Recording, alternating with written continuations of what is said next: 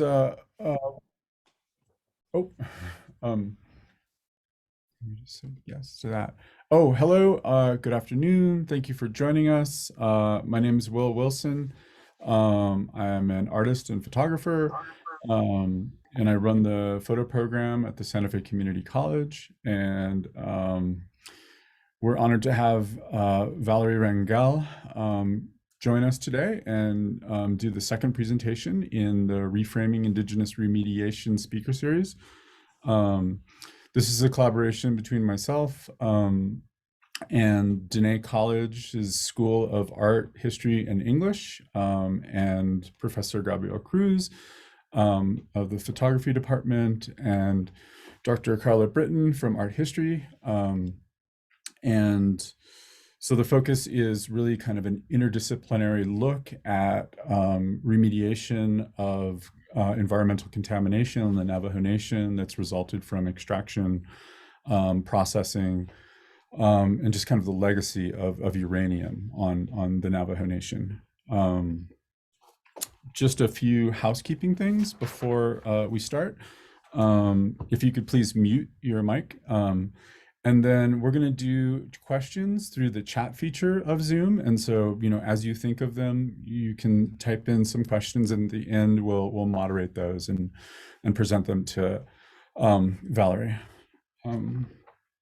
So Valerie Rangel is a alumna of the University of New Mexico, where she earned her Bachelor of University Studies that carried a concentration in freshwater studies and cultural anthropology, and a graduate of the Masters of Community Regional Planning program, where she majored in natural resources and environmental planning, concentrating coursework in Indigenous planning with a minor in public health.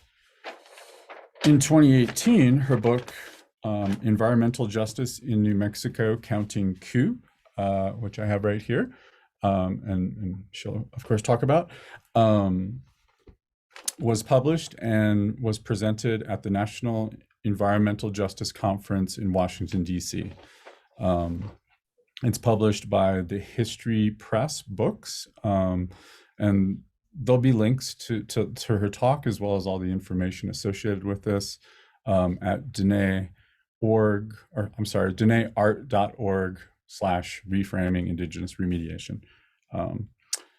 She presently works as an environmental planning and public health research consultant, and is serving as the 4th City of Santa Fe historian. Wow. Valerie is also a paper cut and stencil graffiti artist. Her work is available at True West Gallery here in Santa Fe.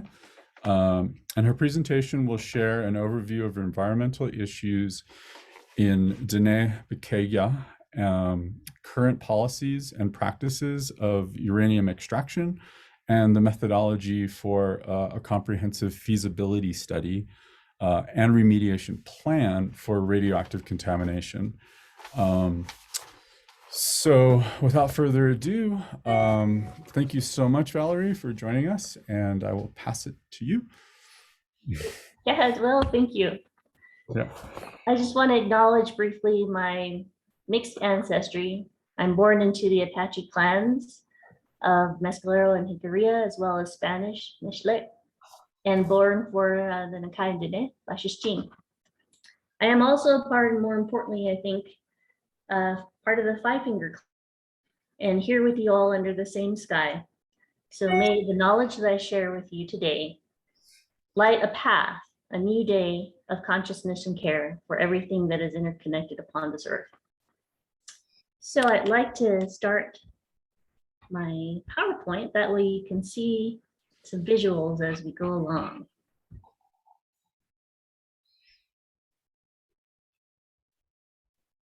All right, oops. Here we go. Will just mentioned this book. It's a pretty great read, and it's perfect for either high school or early college students, just to get an understanding of environmental issues across the state. So it's available through your public library, and if it's not, ask for it and it will become available to you. I want to start with an overview of environmental issues, and Will specifically wanted me to go over uranium mining, but there are as you know, a lot of other environmental issues compounding cumulative impacts of the issues that we have today. So mining of uranium didn't start until mining started itself in the Carrizo Mountains. And that was around 1918 when miners were extracting vanadium. And along the way, they found these yellow pieces of rock.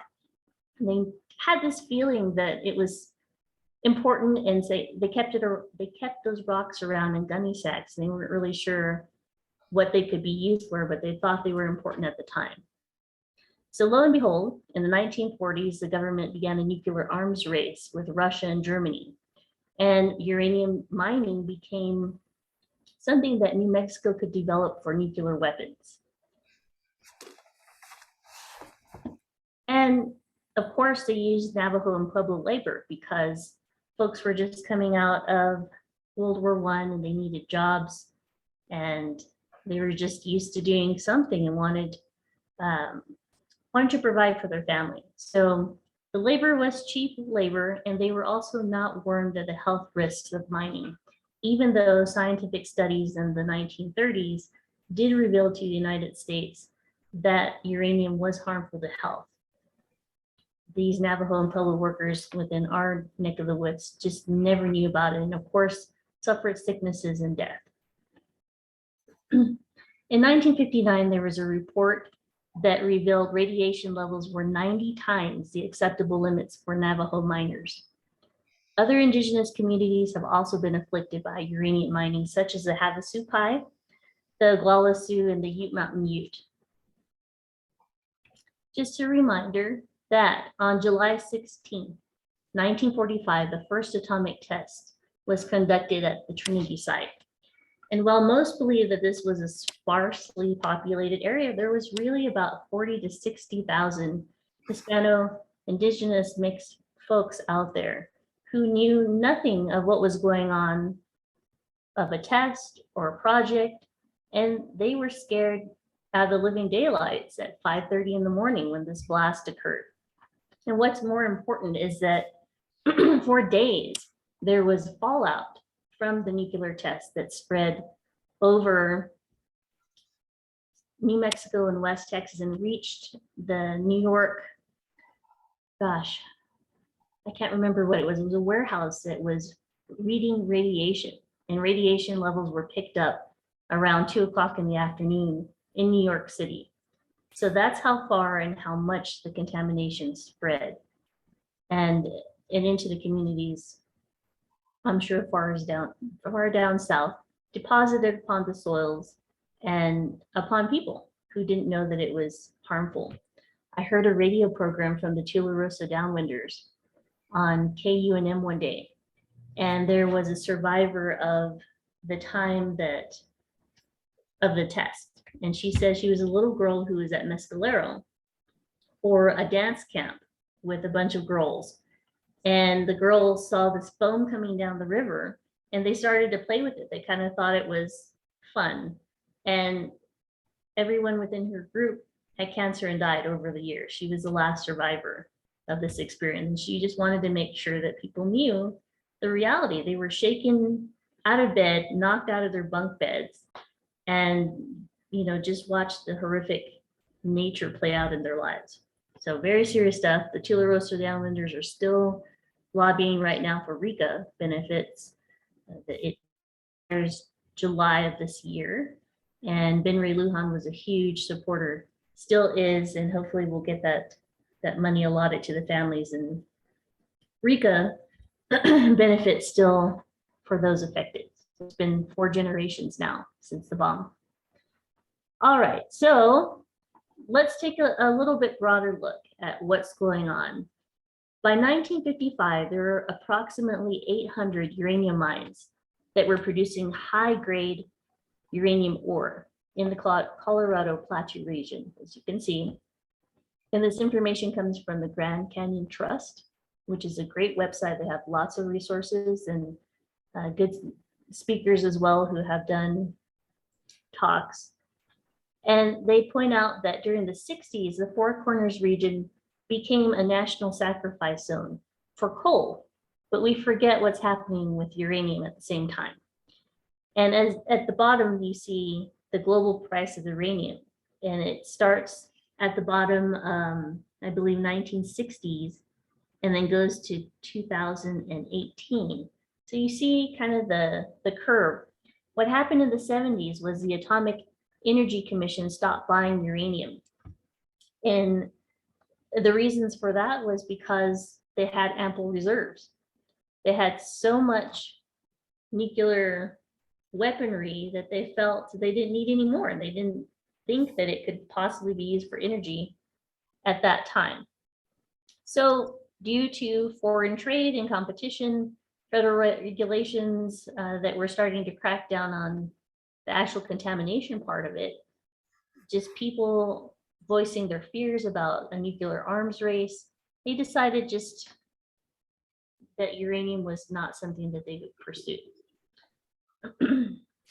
And so were abandoned until the 1980s.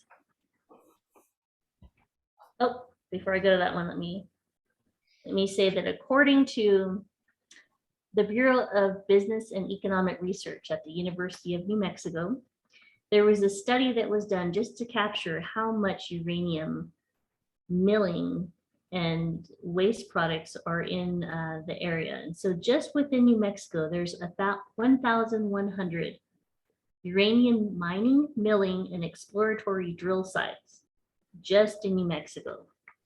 Now within the Navajo Nation, there are 3 Superfund sites on top of that are associated with uranium. Bieber also found extensive groundwater contamination in the surrounding areas of extraction sites and also on or adjacent to tribal communities. At the peak of the mining industry, New Mexico accounted for nearly half of all uranium ore extracted in the United States. There are currently no active uranium extraction sites in New Mexico because the last shipment occurred in 2002. That was leaving the state somewhere else. Uranium of these mines now sit abandoned and with little or no way to identify and hold the parties accountable. So that was private mining companies that just abandoned and didn't take responsibility for the environmental damage that they caused. Now the pathways of exposure. We know that there are dangers associated with mining and milling practices. And the most obvious during the mining was the mining itself. Navajo miners would drink the water that would be coming off the walls, or the water that would come up through the natural springs in the area, or would pool along the surface. And that was a source of contamination. There's also the actual rocks that had pieces of uranium that were used in houses and hogans and to construct trading posts. And then of course, the dirt and the rock from the mine tailings themselves kind of corrode over time and also contaminate the roadways.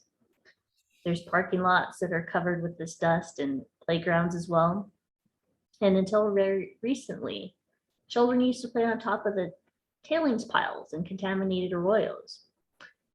And those that lived around the unsealed mines on the reservation, many of those are still uncovered tailings that have not been capped or put dirt upon. So whenever the wind blows, which it often does, and most of you know, it's with some great force. Radioactive dust becomes airborne. And those radionuclides that have been found in the particles of air, they also are found in aquatic invertebrates, insects, fish, birds, in the Rio Puerco and rivers of the lower Colorado. So folks were interested and wanted to do an analysis just to know what the bioaccumulation really was in our environment. This was kind of alarming because it did have an effect on bird shells, eggshells, their clutch sizes, and the mortality. And of course, if we destroy the insect population, then we destroy the other species, but there is a bioaccumulation in those. And of course, you've heard of what's happening with I want to say mutton. With the Bayazi. So yeah, I've heard some very concerned sheep owners on the Navajo Nation. There's still pastoral communities out there doing traditional life ways. And they say that when they butcher the sheep, there's a lining of like a yellow dust, but it's a lining of yellow fat within the animals themselves, and that their liver seems contaminated. It's also colored yellow. There have been sheep that have been born without hair. And there's a new thing where there are some livestock and sheep that are not born with anuses. So the intestinal tract that goes all the way out and you can extract your waste. It's just newborn calves that don't have that tract available that have to put down immediately. That's become the latest thing and very alarming for the folks that live out there, especially in McKinley and San Juan County. I've heard about these cases. So environmental justice issues isn't just about contamination. We have to look at what else is going on, and just access to water as a basic human right is still lacking. 40% of Navajo Nation populations still lack running water, and many of them also lack electricity, just the basic infrastructure. So just having septic tanks that leak does environmental contamination, and then having people use unpotable sources that are meant for livestock or sources that are contaminated because they're turned away from Gallup and Farmington and Shiprock, from buying or filling up their water elsewhere during the pandemic, or otherwise are always having these issues. So it's not just an access to water itself, but it's an access to safe and clean sources. And there's also cumulative impact. So if we look at the state, this is a map that came out about 2017, maybe even 2016 by Bioneers. And the organization doesn't really exist anymore, but this was a resource I found that I included in my book, and I thought it was really great because it maps out what's going on across the state. So you see these overlapping cumulative impacts of, say, the Four Corners region, where there's methane and there's oil and gas fracking, and there's also other threats, including the abandoned uranium mines. And during the pandemic, I was curious. I was working for a foundation that was helping assist people, I guess, with emergency needs, basic needs at the beginning of the pandemic. And so we were looking at what are the rates and who's affected where. And of course, you all know that the highest COVID cases, highest number of cases, highest deaths occurred in McKinley and San Juan County. And when you look at the social vulnerability factors on the maps that exist now, the data shows us that, look, the majority of people in our state are at a high level of social vulnerability. And this is also due to systemic racism. So at the time that this was captured, this was really old data. This is not 2021 data. This is from 2018. And that's taking the 12 months before that, the poverty level. So even though San Juan County doesn't look like it's hit that hard economically, it really is, because there's lack of infrastructure. There's many communities that don't have water or electricity there, and very dilapidated conditions. And there's also contamination from nuclear testing around Farmington, atomic testing, which most people don't really know. So when we look at the population, we have to overlap that with an understanding of what is environmental justice or injustice, right? And there's a term I actually wanted to call my book environmental racism in New Mexico, but the publishers thought it was that was not a positive spin on the book, and that more people would want to hear positive things. I said, well, by the time they get to chapter 4, where there's Navajo water haulers and systemic injustice, it's blatantly environmental racism, they're going to realize that that's what this book is about. But it's about environmental justice, right? So then we have to look at what it means to have that injustice. What is racism then in an environmental realm? And that means a disproportionate placing of pollution and hazards and health risks to communities that are of color, they're low income, they're historically marginalized, and they've got all these other cumulative impacts that we don't really see. So those are environmental justice communities, and the racism really is that we have to wonder why communities of color have to bear the brunt. So let's take a look at policies now. There are, not just a large amount as in the volume, there's also some of the highest level contaminations. And this map comes from SHRIC, from Southwest Research, where Chris Shuey works. And he created this map because we were looking at what kind of levels are out there. Are they moderate? Are they severe risk to the population? He says about more than almost half, right? 77% of the abandoned uranium mines are on the Navajo Nation, but the majority of them really are that high risk red, which is the disproportionate impact, right? And if you have some interest in looking at militarization and what the policies have been with the government in placing military sites and testing sites and places that house contamination or nuclear arms or whatnot. This book was created by Winona LaDuke, and my master's thesis project is part of this book because I was looking at Fort Wingate, Army Depot activity by Gallup, east of Gallup.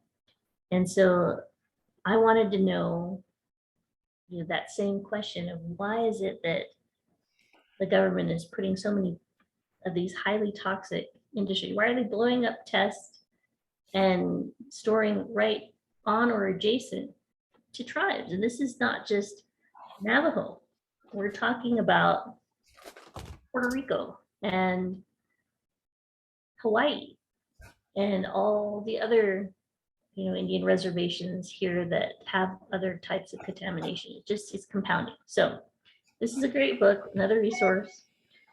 And along with that policy, there is the placing of military bases in the Marshall Islands as well. So it kind of goes beyond what we consider indigenous.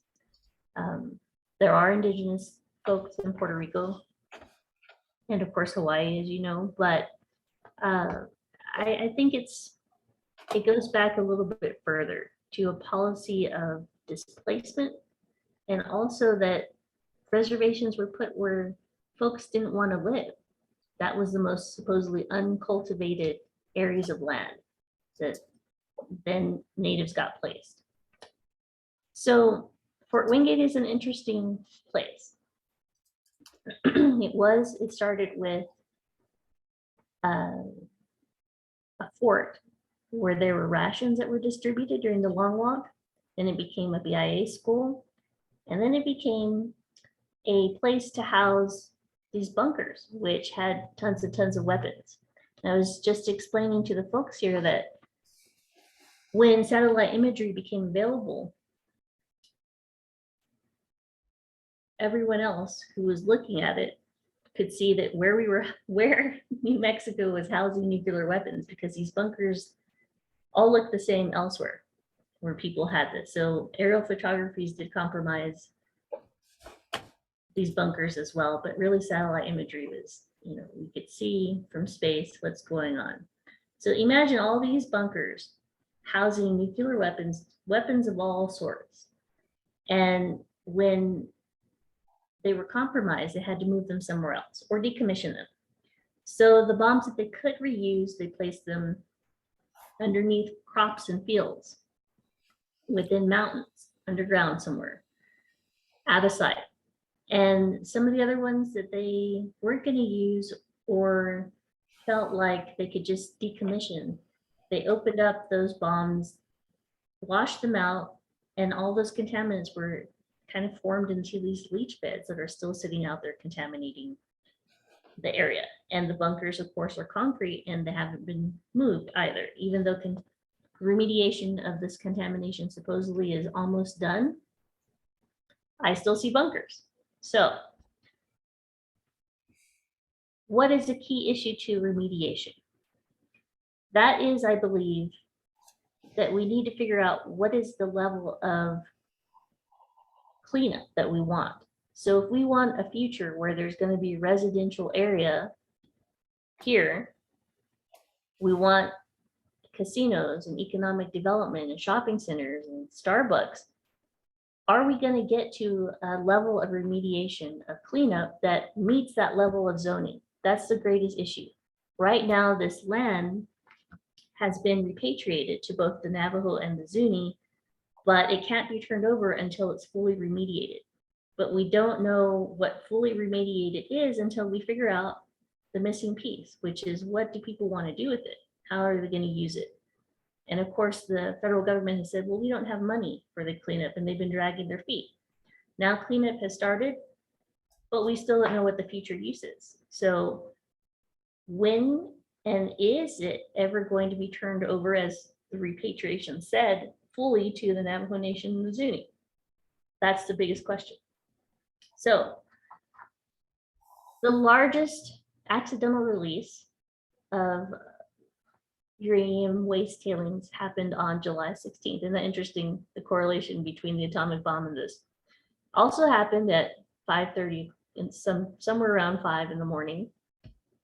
This huge earthen dam broke, and the water that was holding all this contamination back was suddenly released and spilled into the Rio Puerco. That Rio Puerco flowed down into Arizona, and it is the largest incidence in the United States of the spillings of that kind.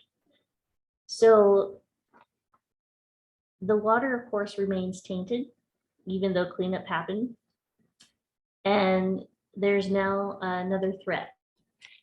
So as you can see where Church Rock is on the circle up here, Rio Puerco continues pretty far. And Thirst for Justice film that Janine Yazzie just recently released, she lives in Sanders. Here's Sanders. But the Rio Puerco continues on. And there are people in the Little Colorado that have high levels of contamination they feel was from that waste tailing spill on July 16th. So we've got to look at what's happening with the system of water, how far things have spread and continue. And then there's another threat. So at the bottom is a diagram of in situ leaching. In 2010, the Nuclear Regulatory Commission gave a permit to 2 companies to do, it was Hydro Resources, I believe, HRI, who wanted to do a new type of mining. So believe it or not, in situ leaching has been around for a long time. It was actually developed by Russia in the late 60s, early 70s, because it was, of course, a nuclear arms race, and they were still mining uranium for their reserves at that time. So they use this process, but instead of using alkaline or there's either the really acidic or the really basic types of leaching. And so they use the hydrochloric acid, that's the high pH leaching. And the type of leaching that is going to be used here in New Mexico, so the permit says 2 permits were issued, one for Church Rock and one for Crown Point using the alkaline, that's the basic type of leaching. And so it really depends on what type of parent rock material is best. And they deemed that that was best because we have a lot of calcium carbonate in our rocks. So that has that's been on the news lately. And for the reason not that this is so horribly bad, it's pretty much like fracking. So if you understand oil and natural gas fracking, people pump in through pipes down into a certain rock layer. In this case, it would be a confined deep aquifer. So there's an aquifer above it. They go beyond that to a confined aquifer. And this leach solution is supposed to latch onto pieces of uranium, right? Mix it up, kind of erode the parent rock material. It comes back up to the surface. It is put into an evaporation pond. So while it's there, it releases radioactive radon into the air. And while it's sitting, this material is supposed to have more impregnated uranium on it. So it's supposed to be a more efficient way instead of the old-fashioned uranium mining that occurred during the 40s. Now, the issue here is that the Navajo communities of Church Rock and Crown Point are on the Navajo Nation. And there was a ban on uranium years ago by President Shirley. And so that ban said that there couldn't be any types of uranium mining or extraction in Navajo country until what was already there is cleaned up, and that hasn't happened. So the Eastern Navajo Diné Against Uranium Mining Coalition formed about 25 years ago. They started battling this in situ leaching and the threats to their area by continued uranium mining at that time. Been working on this for 25 years. In 2010, they had exhausted all the legal avenues when NRC gave the 2 permits for these leach minings. And the courts, they exhausted all the court avenues. So then they filed a petition to the Inter-American Commission on Human Rights.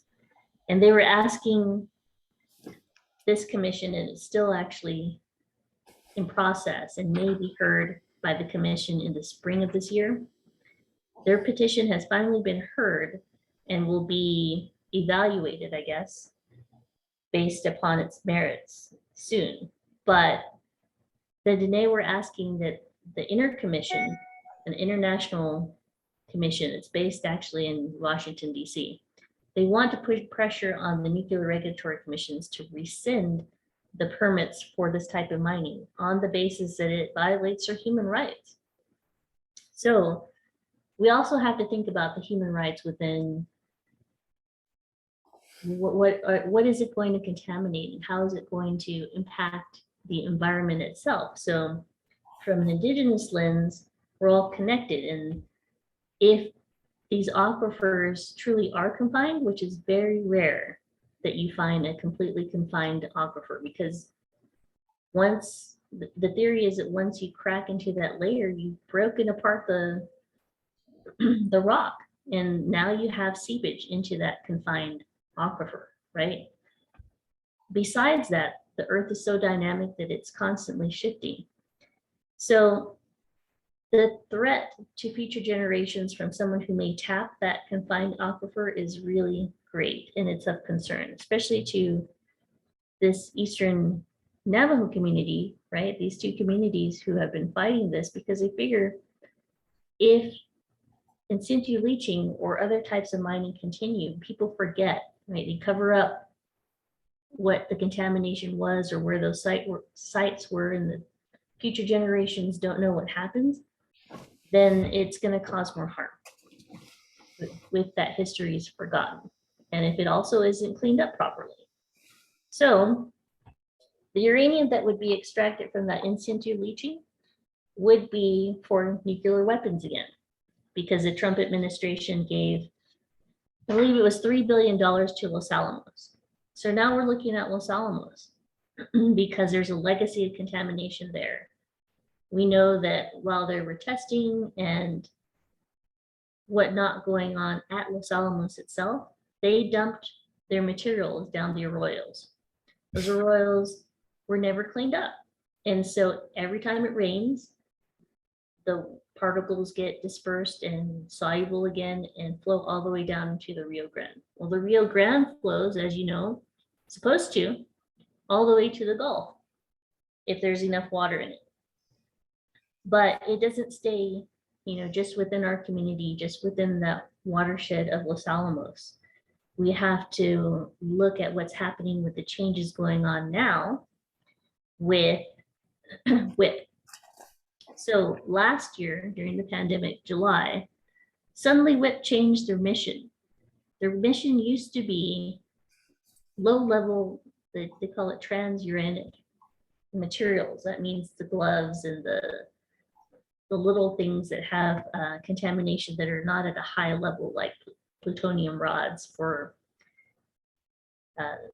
nuclear energy plants. So they were taking canisters of low level gloves and waste from the lab and putting them in WIP. And WIP was supposed to close in 2024. It had reached almost its capacity. And then suddenly there are some organizations that were getting wind of what was happening with WIP with the changes. And suddenly a whole nother wing had been built, and there was $1 million air system that was installed. And it was CCNS, Concerned Citizens and Nuclear Safety, who was raising these issues of concern and said, why isn't the state alarmed? WIP has not asked for permission from the state of New Mexico to change what it's doing, their mission. It hasn't asked to put a whole nother wing in this expensive unit. Why would they have an expensive unit in a whole nother wing if they're going to close in 2 years? Doesn't really make sense. So they kept probing and asking, and finally, our representatives here decided to ask the federal government what's going on. And lo and behold, the Department of Energy has a plan that was now just disclosed in December of 2021. And they want to do a dilute and dispose method of a process that's supposed to take 34 metric tons of plutonium presently held at the Pantex plant in northern Texas and also at the Savannah River site in South Carolina and ship it to LANL. LANL is going to dilute and process this high level waste to magically low level waste, lower, right? Because WIP just changed its mission to accept higher level contamination than just the transuranic, just the gloves. And so LANL is supposed to dilute this enough to be capable to store it in WIP. That was 34 metric tons of plutonium. And then on top of that, we've got to figure out, okay, what's going to happen? If obviously the Department of Energy has already given the money to LANL. WIP has already been expanded. We know that. What happens then? We haven't talked about, I guess, more of the global scale. And that's something to understand if we're going to look at remediation. So what's been happening is that communities that have been doing cleanup in these outlier sections of our region have been shipping it to White Mesa. But White Mesa in Utah has just taken this contract with Japan to accept Fukushima trash and process that instead of processing what we have in our backyard. And we've got a ton, but now they're pushing. Now we're our nation is accepting and processing other people's trash as well, even though we don't have a permanent repository for high-level nuclear waste anywhere in the nation. And the idea of having a permanent repository is something of concern because it's indigenous communities, I guess, pushing off waste onto another indigenous community. It's like the cycle of this perpetuation of, one community to another low-income community to another low-income community. So I wondered what happened with all the the barrels of uranium from the church rock spill, right? They put the dirt in the barrels, and where did the barrels go? Are they at the bottom of the sea? Are they polluting someone else's backyard? We don't know. And I've heard stories like this. And there was the Mountain View community back in the 1990s who had some contamination, and the community said, well, you're moving it out of our community, but where is it going to go? And the company that was doing the cleanup wouldn't tell them. So some of the community members decided just to follow the trucks to see where they went. They went and dumped it in a Black community in Louisiana. That's where their waste went, their contaminated soils from the Superfund sites that were located there. So this is a cycle that we need to look at and ask some very hard questions. There's also the issue that uranium stocks have been going up. So just the first week of January 2022, Europe announced that they were going to propose that nuclear energy was going to be considered green. And if they got that diagnosed, that level, I guess, of acceptance that nuclear would be a green source, the next renewable non-polluting source of energy for the European nations, then of course, immediately after, there was the uranium stocks that went flying through the roof. Uranium is not renewable. Nuclear waste is the most hazardous waste because it decays the slowest. It takes millions of years. There is no safe way to store it for that amount of time. And only a few millionths of a gram of plutonium that you could inhale, right, can stay in the lung tissue and continuously emit radioactivity, which would be the potential to cause enough of a potential to cause lung cancer.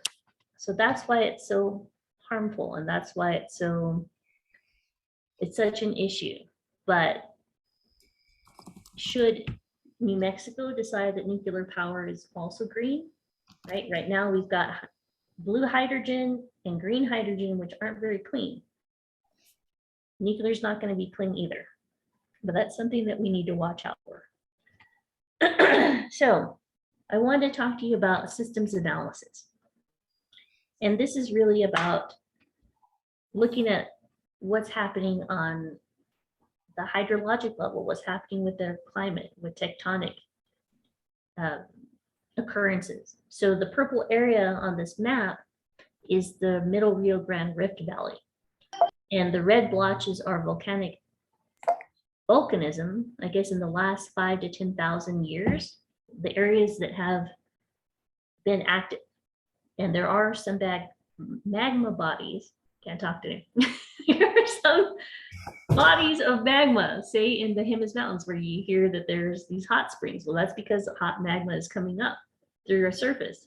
So these geological processes are not over, and they're not dead volcanoes.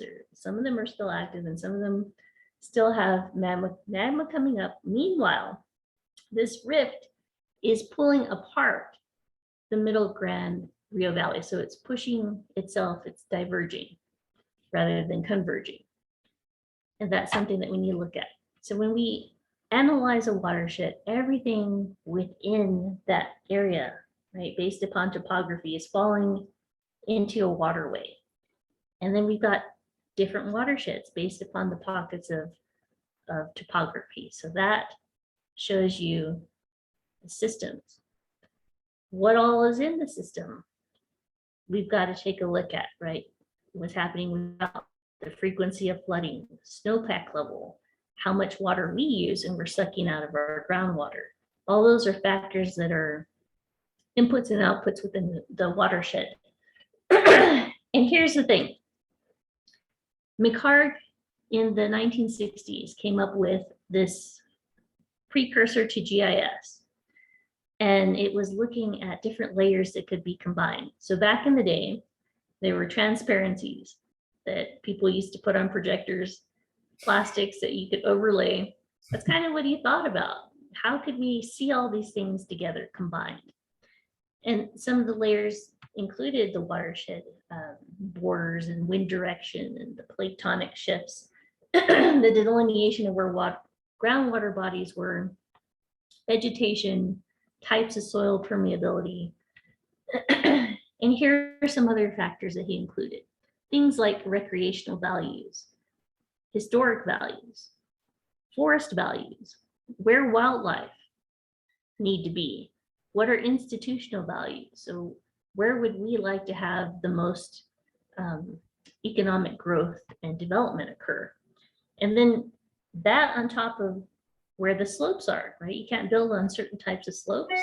You don't want to build on soil that's going to be washed away or the drainage is really highly permeable. You want a sound bedrock. You want a good foundation. You want to be in an area that's not susceptible to erosion. So there's these factors thinking about where do we plant our next city? How do we grow economically? And now we come to a Diné lens. We have to think about other factors like where are cultural resources? Where are people buried?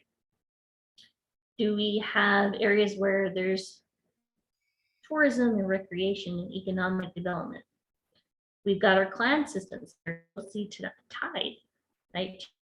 And mapped out, right? That's the cultural perspective. There's also within all those layers, all the way above and below, the spiritual connection, the deities that live there. And this just where we are as a center of our universe, our relationships to the environment and history, right? The legacy, like say Fort Wingate with the long walk. So we take these layers, we combine them with things like I showed you with the COVID, the poverty index, ethnicity, combine that with places that are experiencing high rates of asthma and chronic illnesses, on top of where conditions of contamination are, we start to see patterns. We start to understand what's going on. And then it begs the question of what do we do? How do we start the cleanup itself? Because there's Superfund sites available. There are people who are still using areas. The map below are wells in populated areas. There's a lot, right? We're spread out. And so do we start with the surface or do we start with the groundwater? Do we go from higher elevation to low? Do we focus on the greatest number of people who are impacted by contamination first? Or maybe where there's the hazardous risk that is the highest level, the reddest, right? Or do we say the priority is the women, the children, and the elderly? So populations, those cities that have the highest populations of those should be cleaned up first, right? What processes, how do we plan? How do we think about these things? We have to look at the factors, like we can overlap where contamination is with how permeable the soil is. But if we're going to remediate, then are we just going to scrape it off and put it in someone else's backyard? Are we going to treat it? If we put sunflowers or hemp, which can take some of their radioactivity from the soils, then the hemp's contaminated. Where are we going to dispose of the hemp? Right? Those are all things that we need to think about. Maybe the priority is just compensation for illnesses because we have to leave that contamination in place. Maybe there's a relocation of populations. So then where is the safe place to go? Somebody's got to figure out if there is a repository, whose backyard is it going to go to? Is there a possibility of groundwater contamination or tectonic activity like you saw within our state that's going to shift and maybe reach this high level of contamination? Even if there's wildfires or people burning wood in the areas that have contamination, that has a potential, right, to get into our lungs. And with the air trapping of how our heat and cool index is here, we know that within the valleys, air gets trapped. And so every time San Ildefonso is burning wood for their ceremonies or in their homes, downstream from Los Alamos, and it gets trapped in the airspace of Santa Fe, we're getting a dose of contamination, of radiation. So we have to think about what kind of contamination is there, how we're going to deal with it, what transportation routes are going to go, because people don't want to see that through their backyard. And I think the greatest factor here that could push for the type of funding and analysis really goes back to, is it a federal issue? Is it a state cleanup issue? Or is it the Navajo Nation that needs to push? So the top map is the Smithsonian Institute, which kind of mapped where they thought the original Navajo homelands were based upon the long walk period.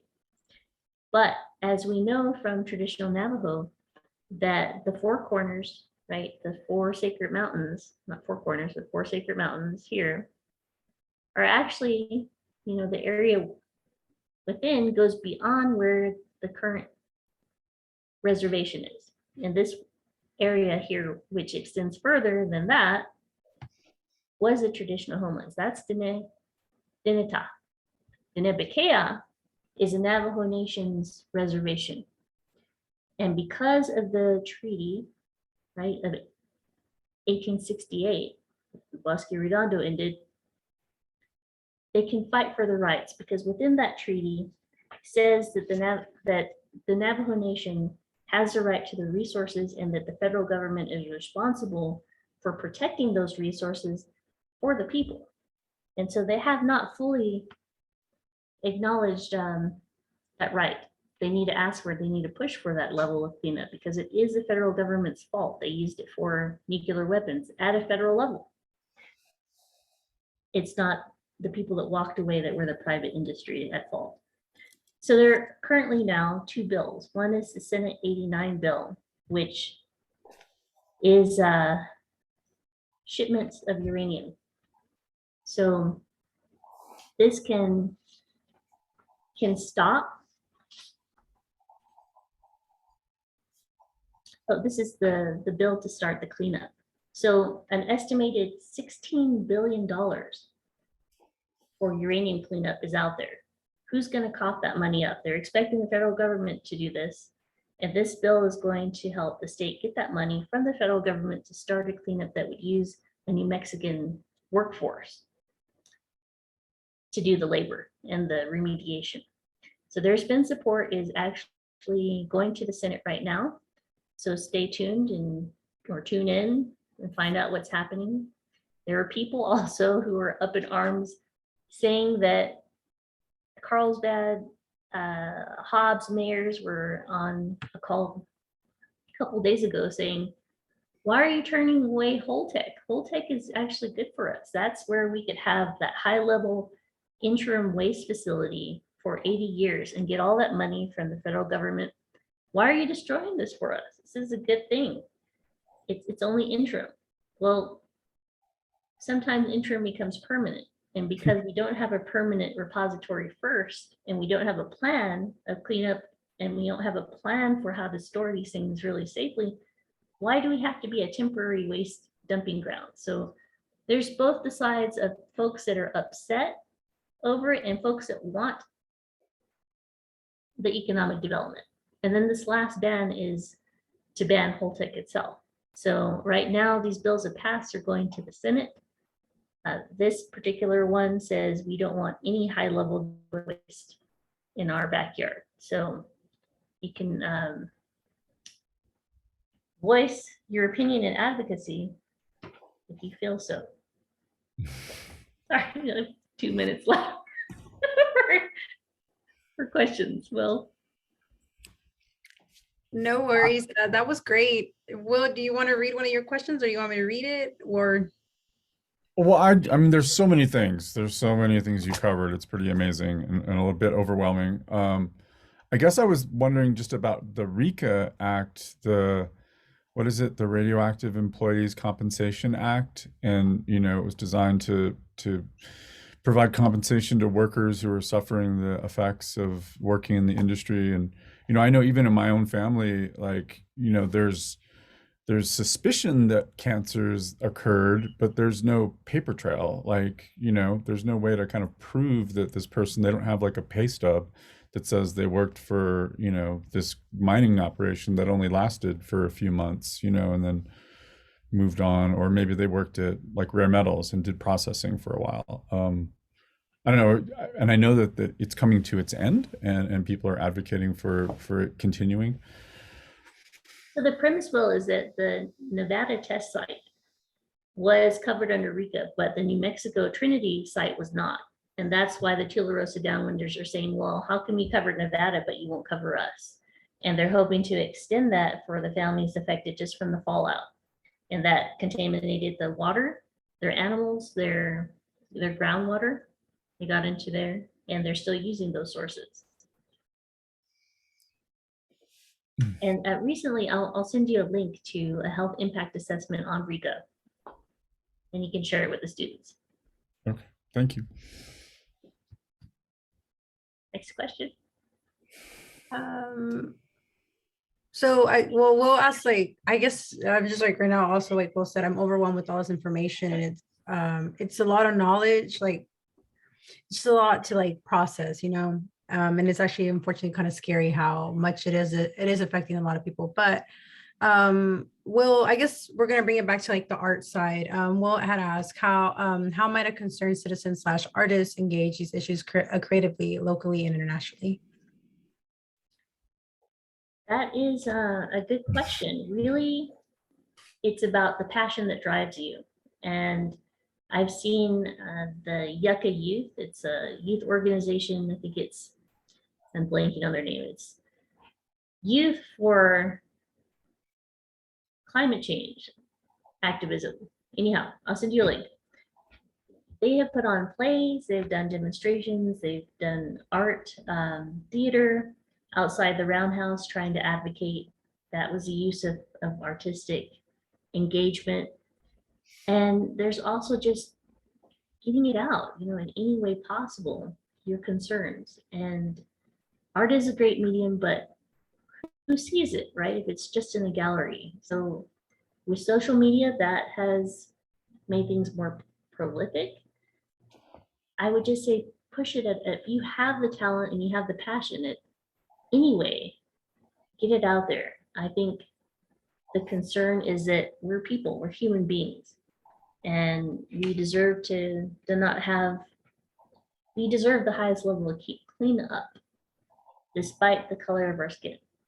We all know that it would not be acceptable in a white community, right, that has a lot of money in a rich neighborhood of mansions. This would not be acceptable. So why is it acceptable for us? We don't even have basic water infrastructure, the right to running water right now.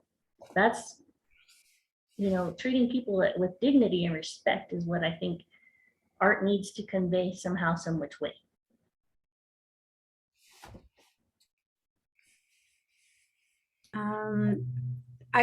Do you have time for one more question? I mean, Will's questions were really like heavy, and I think they're great. I think we need to talk about them. How can the Institute mining permits work with the Navajo Nation uranium mining? Moratorium,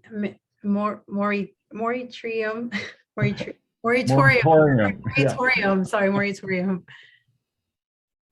Well, that's the thing, is that the Navajo Nation already issued that ban. And really it's President Nez right now that has to push it and say, look, we stand behind this. You can't do this. And he stood up for the communities of Church Rock and Redwater Pond Road and said, contamination is affecting these people. I see it. They've cried out, they want remediation. And then EPA has come in and done remediation around Church Rock. But the community says, well, the EPA put concrete berms trying to channelize a place so the water wouldn't go over or affect a community. And 2 weeks after they installed these concrete massive berms, they were blown out by a historic flood. So in the community has photos of watching this happen. And of course, you go down there, it's bone dry. most a year, and folks don't believe that it really got blown out by a historic flood.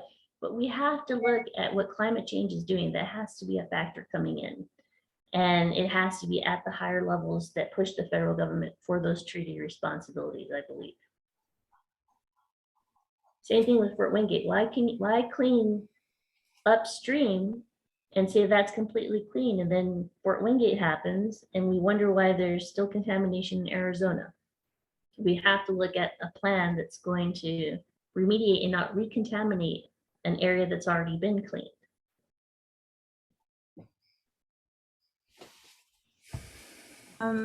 That's our time, everyone. Thank you so much, Valerie. This was very informative. Thank you for your work. This is a great research. Thank you so much for all the information you gave us today.